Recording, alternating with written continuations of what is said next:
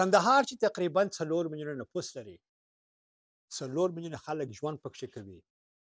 د طبي وسایلو مسلکي کارکوونکو او مناسبې زیربناو د کموالي له امله د یوې سختې روغتیایي کړکېچ سره مخامخ دي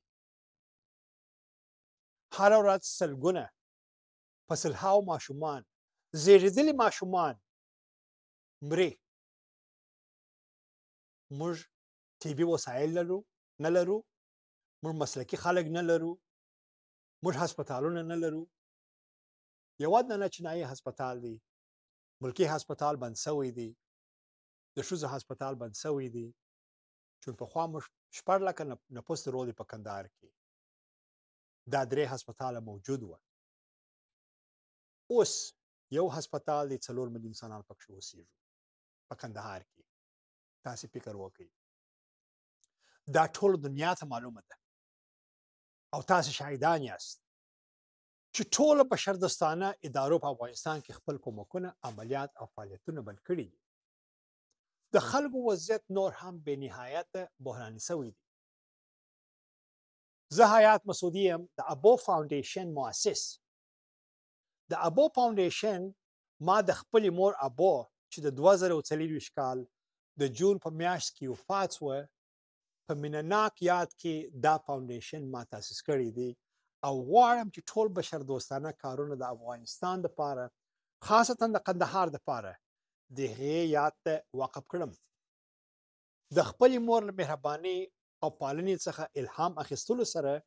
ما د ابو فاونډیشن تاسیس کړ تر څو زموږ په سیمه کې په افغانستان بالخصوص په کندهار کې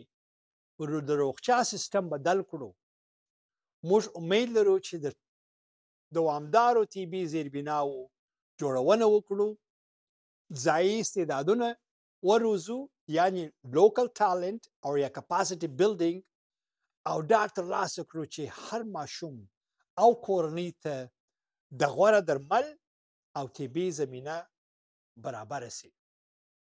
زه ډېره بخښنه غواړم دوستانو ډېره بخښنه غواړم ما د کلونو په اوږدو کې شانداره ژوند تیر کړی دی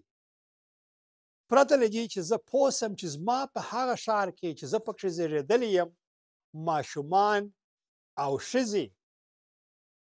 ماشومان او ښځې په سختیو کې ژوند کوي دا لازم زما لپاره نه وه تېره شپه د شپې پر 2:30 بجې باندې د یو ډېر اغېزمن ملګري له تلیفون وروسته ما پرېکړه وکړه چې خپل ځان په دې بشردوستانه سفر باندې وقف کړم د نړۍ د مرستې په اړه باندې فکر مه کوئ که زه وکولی سم که ته وکولی سې د یوه ماشوم ژوند ته نجات ورکړو او یا یې وژغورو نو همدا زما دپاره او ستا دپاره یو شریف اجر او نوبل ریوارډ دی دوستانو زما سره په دې سفر کې ګډون وکړئ تر څو د خپلې مور یاد ته درناوی وکړم او زموږ ټولنې ته امید او شفا راوړو یو جهان مننه تشکر